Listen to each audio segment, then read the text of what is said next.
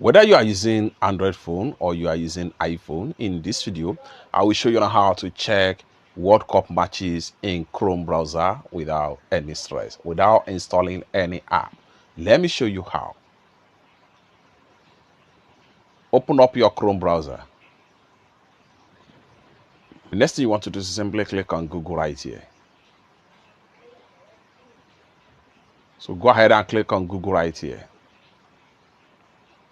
Or better still, go ahead and click on your new browser and type in FIFA World Cup 2026. And the next thing you want to do is to go ahead and navigate to matches. And in a few seconds, you are going to see all live matches, the one they have played so far, and the live score right here.